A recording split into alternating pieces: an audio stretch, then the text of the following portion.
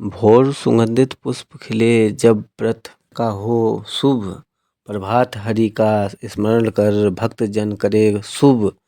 पारण पारण का साथ हरे कृष्णा जया एकादशी का।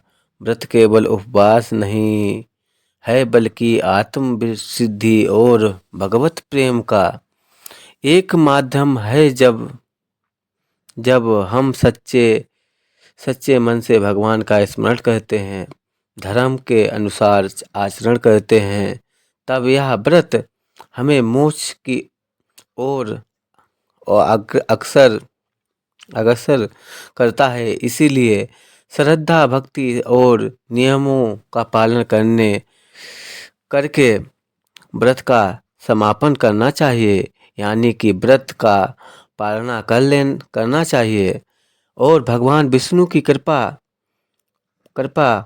प्राप्त करनी चाहिए। जया एकादशी का व्रत न केवल पुण्यदायी है बल्कि समस्त पापों को नाश करने वाला भी है। इसीलिए इस दिन जो भक्त सच्चे मन से उपवास रखते हैं उन्हें व्रत का संपूर्ण फल तभी मिलता है जब सही विधि से व्रत का पालन किया जाता है और सही विधि से शुभ मुहूर्त में व्रत का पालन करना अति आवश्यक होता है। एकादशी व्रत खोलने से पहले यानी पारण करने से पहले कुछ विशेष नियमों का पालन करना आवश्यक होता है ताकि व्रत का संपूर्ण फल प्राप्त हो सके और यह नियम है। सबसे पहला मंत्र मंगलय प्रातः स्नान। सूर्योदय से पहले स्नान करके शुद्ध वस्त्र धारण करे और श्री हरि के समक्ष धूप दीप जलाकर व्रत पारण का संकल्प लें। दूसरा भगवान श्री हरि का पूजन भगवान विष्णु को पंचामृत से स्नान करवाकर तुलसी पत्र, फल फूल, दीप, नैवेद्य, तिल और मौसमी फल अर्पित करें। गाय को चारा गुड़ या रोटी खिलाएं। कुत्ते के लिए बिना नमक की रोटी या दूध रखें। चींटियों को आटा और शक्कर मिलाकर डालें। पक्षियों के लिए जल पात्र में साफ जल और बाजरा डालें और इस दिन अन्न वस्त्र तिल, घी, गुड़, कंबल और दक्षिणा का दान करना श्रेष्ठ माना जाता है। अगर किसी कारण आप दान ना कर पाए इतनी सामर्थ्य ना हो कि इन वस्तुओं का दान आप कर पाएं तो मन ही मन भगवान श्री से क्षमा याचना करें। ओम नमो नारायण मंत्र का 108 बार जाप करना चाहिए। दान किए बिना यदि कोई विशेष हो जाए तो श्री हरि का नाम ही सब पापों को मिटाएं। इसीलिए द्वादशी तिथि को अपने सामर्थ्य के अनुसार कोशिश करके दान करें। जिसकी सामर्थ्य बिल्कुल कुछ भी दान करने की ना हो वो केवल भगवान का नाम भी ले सकते हैं। व्रत खोलते समय आपको ध्यान रखना है कि पहली बार यानी जब आप प्रसाद ग्रहण करके व्रत खोलते हैं तो उसमें तुलसी मिश्रित जल हो या फिर दूध और तुलसी के पत्ते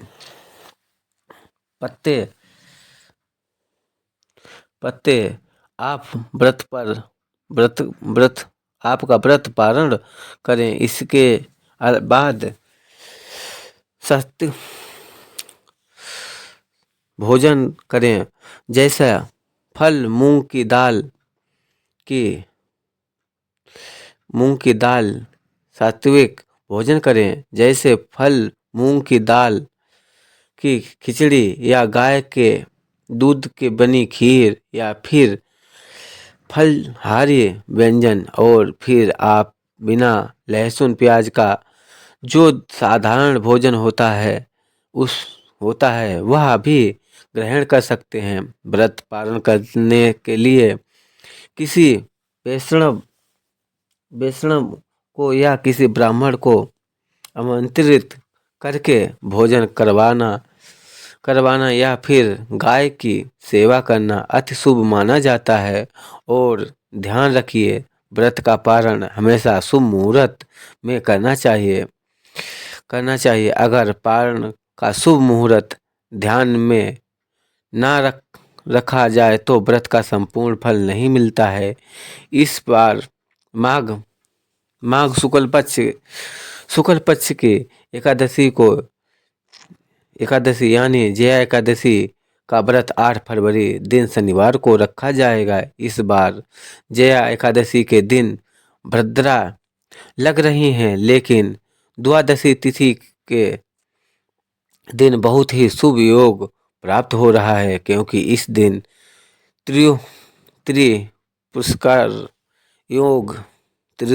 योग बन रहा है।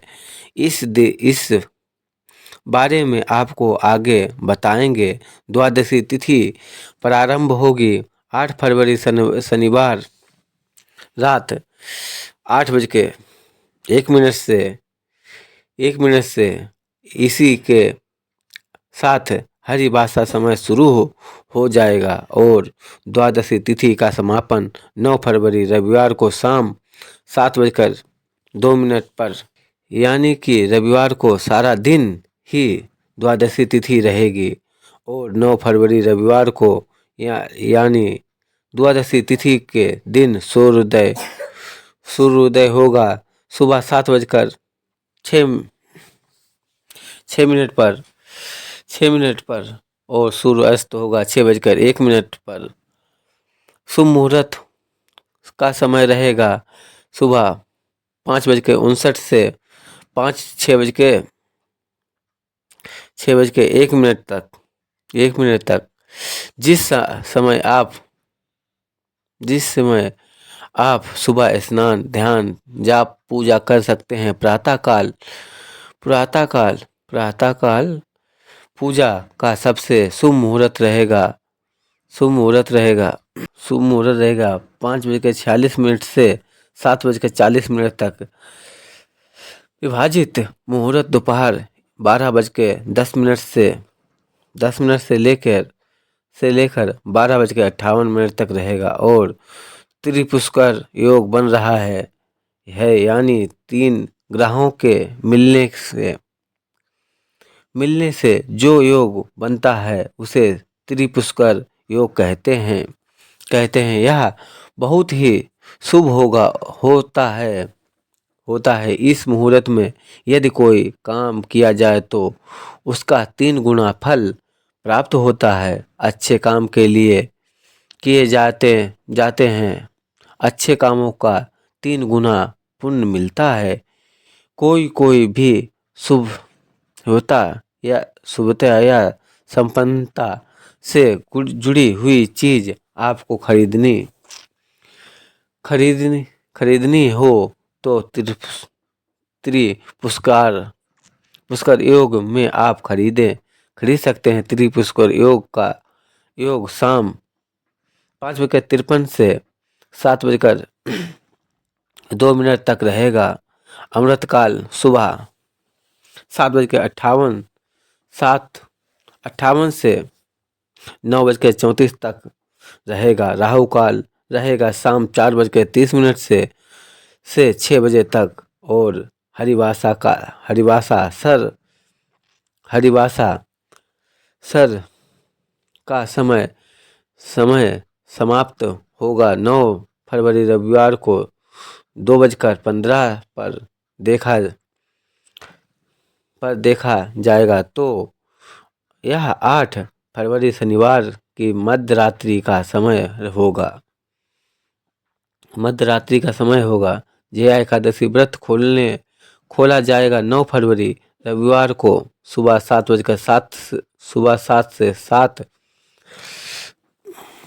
से 8:55 के बीच में। वैसे तो व्रत खोलने के लिए व्रत पारण करने के लिए सुबह का समय ही सबसे उत्तम समय माना जाता है। किसी कारण से आप इस समय व्रत ना खोल पाए तो फिर दोपहर को 1 से 3 बजे तक के बीच में व्रत खोल सकते हैं। और क्योंकि माघ मास का महीना है इस पूरे ही महीने में और ख़ास तौर पर शुभ तिथियों में जिनमें ऐसे एकादशी तिथि भी एक है, तिलों का प्रयोग अवश्य करना चाहिए। तिल आप हवन में प्रयोग कर सकते हैं, भगवान विष्णु को अर्पित कर सकते हैं या सफ़ेद तिलों का दान भी इस दिन दे सकते हैं। एकादशी व्रत साल भर में 24 होते हैं और इन 24 एकादशियों व्रतों में 24 तरह का भोग भगवान विष्णु को अर्पित किया जाता है। यानी कि हर महीने में हर पक्ष यानी कृष्ण पक्ष और शुक्ल पक्ष की एकादशी तिथि में भगवान विष्णु को विशेष प्रकार का भोग लगाया जाता है। जैसे कि इसमें पहले की अन्य एकादशी व्रतों को आपको बताया गया है कि किस एकादशी में कौन सा भोग अर्पित किया जाता है तो इस बार क्योंकि माघ शुक्ल पक्ष की जया एकादशी है तो इस बार आप भगवान विष्णु को केले का भोग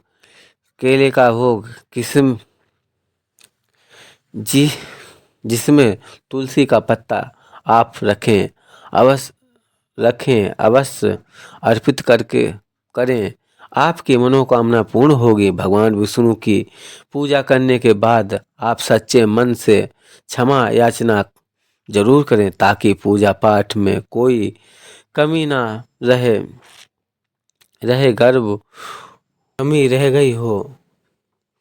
गई हो, व्रत में कोई गलती हो गई हो तो उसका दोष आपको ना लगे। इस तरह से एकादशी व्रत का पारण किया जाता है और तुलसी माता की पूजा भी करनी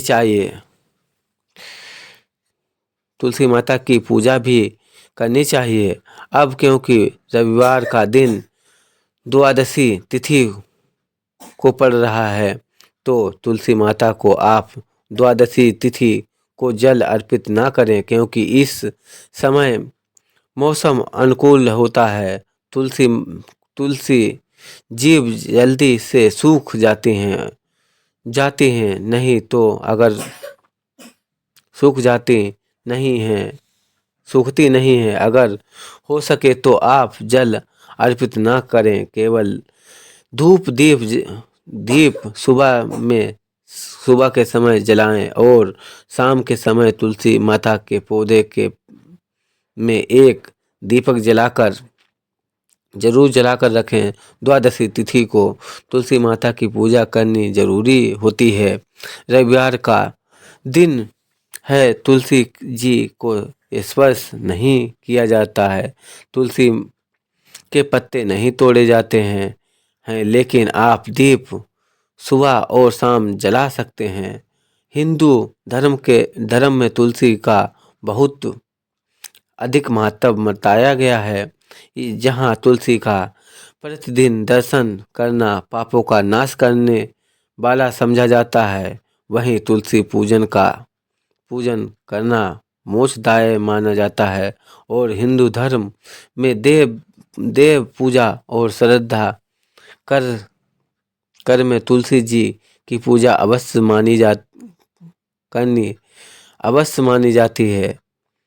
मानी गई है। तुलसी जी का होना अनिवार्य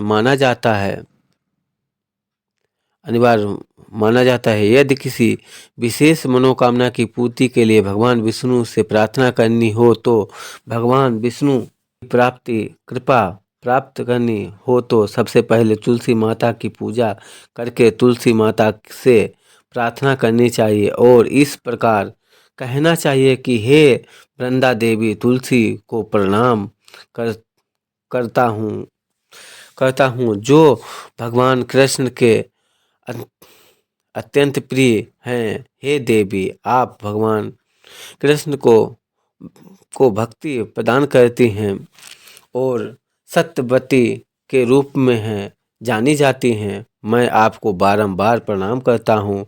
दिव्य संजीवनी वृक्ष की तरह मंत्र मुक्त करने वाली माता तुलसी को मैं नमस्कार करता हूँ। मैं चंदन की